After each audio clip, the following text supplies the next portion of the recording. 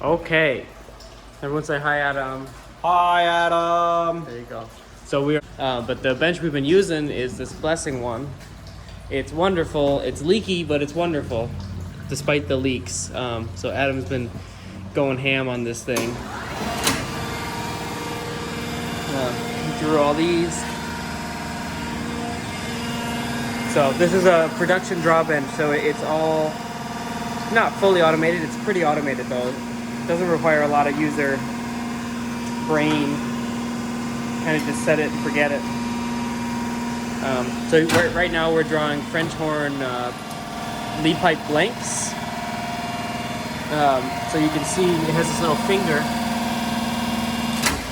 and it hits the stop, which are adjustable, and it comes back, and then it hits the stop, and it'll idle. So we do our first draw. It starts off like this. These are nickel silver. We have a nose on her, and then it turns into this, which is just a tapered tube. Not quite a French horn tube yet, but it's on the way. So walk you through a couple. So we use a nylon washer, just like with trumpet lead pipes.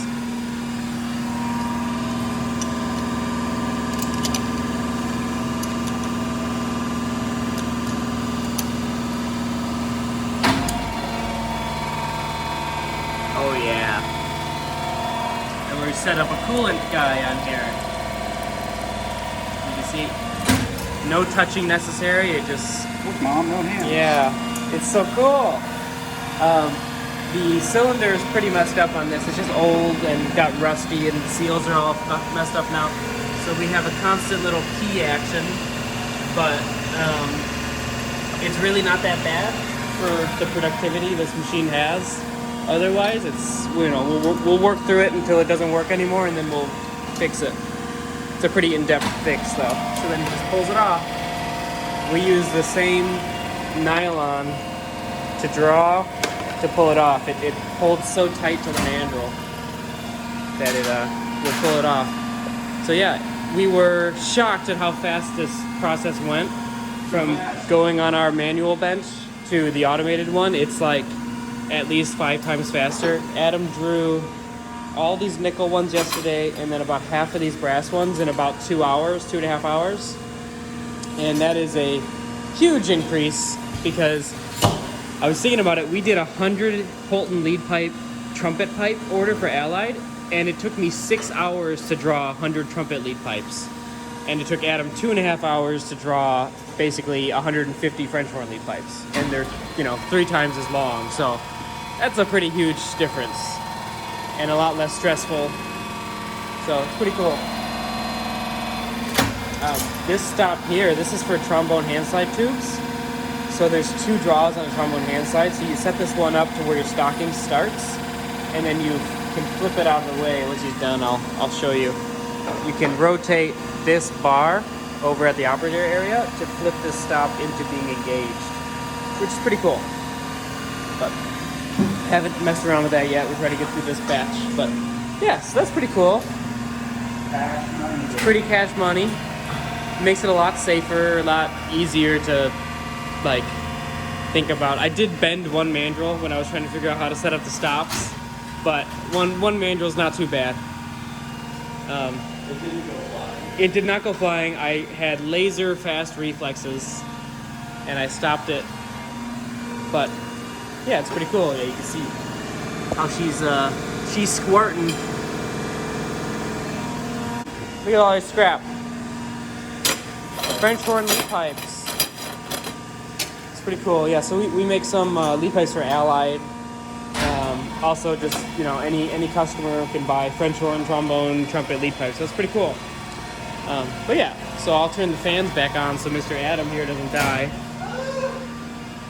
87 degrees. Yeah, it's a hot one today.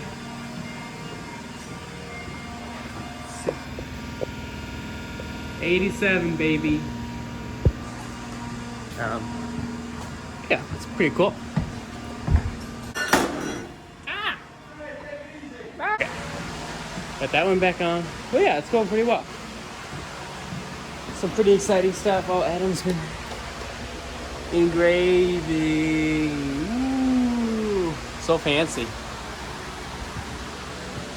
Oh yeah, we're trying a new pickle. This is pretty good stuff. We're trying two things. We're trying a cleaning concentrate for removing buffing compound. This is developed for Red Rouge and Tripoli. So we're trying that out in the ultrasonic. I haven't really given it a good test yet, but it seems to work pretty well. We're also trying a pickle from Rio Grande for nickel silver, because nickel silver is really hard to pickle because these are kind of half done. It gets these really dark black oxide and doesn't want to come off, but this stuff seems to work.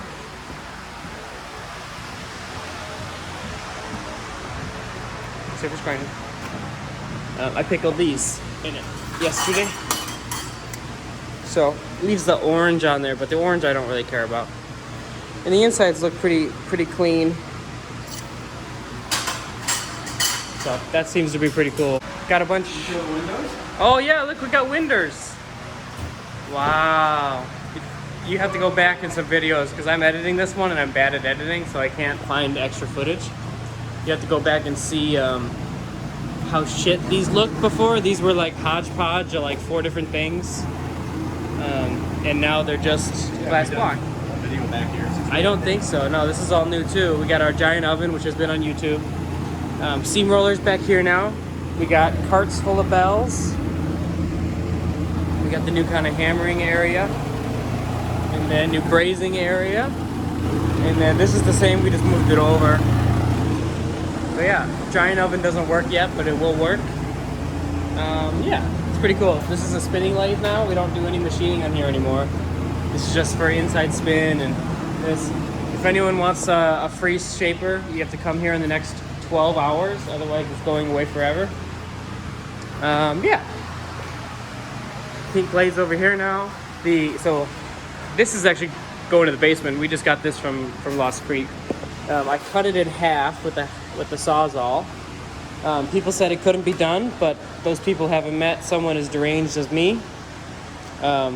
This is just going to go to the basement and be for sanding bells, so that you can sit here and sand bells instead of sitting here and like leaning over. So it should be pretty nice. And this will also do French horn and trombone as well, big enough. So that's pretty cool. Sitting here right now until we move it, but the Omniturn and the mill are going to come on this wall as well. So we'll kind of have a tool and die area here. And then we're making room for a new CNC machine, which is going to go right there, which is pretty cool. We haven't really done too much stuff on our TL1 on YouTube or anything, I don't think. This machine's been great. We've already made back what we spent on it, and with some of the work we put through it.